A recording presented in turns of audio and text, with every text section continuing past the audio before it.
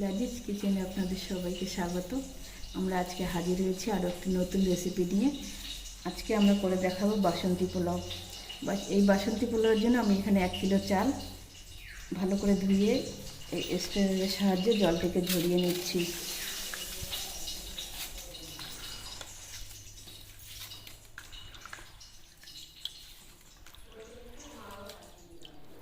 চালটা এইরকম ঝরঝরা হবে, দেখুন।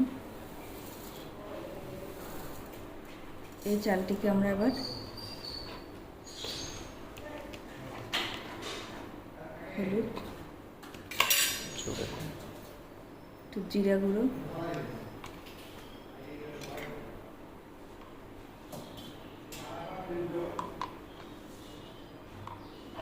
ঘি 3 চামচ, সামান্য একটু রসুন বাটা,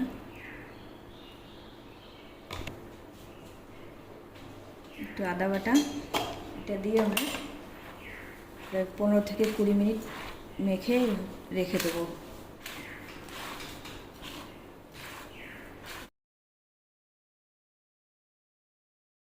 2 চামচের মতো সাদা তেল দিয়ে দিচ্ছি। এখন এখানে আমরা কাজু আর কিশমিশ থেকে ভেজে নেব।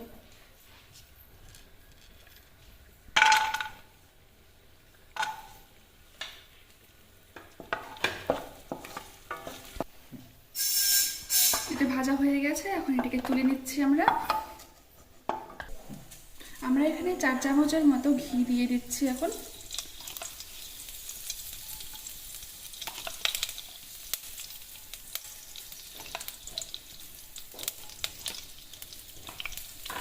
এখন গরম মশলাগুলো দিয়ে দিব।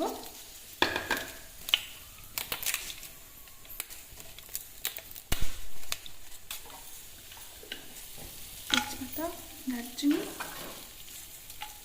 লং, এলাচ, গোলমরিচ।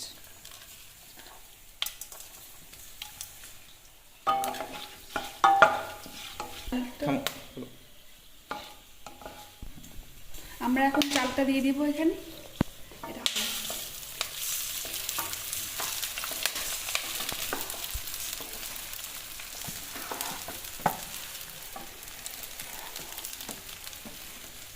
চালটাকে এবার 5 থেকে 7 মিনিটের মতো একটু ভেজে নিতে হবে।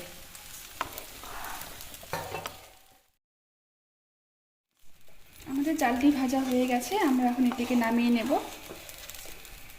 আমাদের আজকে এই বাসন্তী পোলাও আমরা আজকে রাইস কুকারে করব। এখানে 1 কেজি চালের জন্য আমরা 2 লিটার পানি দিয়েছি। সামান্য একটু সাদা তেল দিচ্ছি। এই জলের মধ্যে সাদা তেল দিলে পোলাওটা একদম ঝরঝরে হয়ে যায়। এখানে দিয়ে দিচ্ছি একটু লবণ। লবণটা কম দিলাম যেহেতু আজকে একটু মিষ্টি পোলাও হবে। আর একটু গরম মশলা গুঁড়ো দিয়ে দিচ্ছি জলে। জলটা ফোটা অবধি অপেক্ষা করব। আমাদের পানি একদম হিট হয়ে গেছে। এখানে এবার আমরা চালটিকে ঢেলে দিচ্ছি এখানে। আমাদের চালটি আধা সেদ্ধ হয়ে গেছে। আমরা এখন এখানে 3 চামচ চিনি দিয়ে দেব।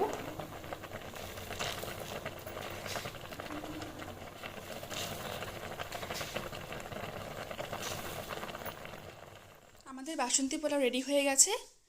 ভিডিওটি ভালো লেগে থাকলে আমাদের চ্যানেলটিকে লাইক, শেয়ার, সাবস্ক্রাইব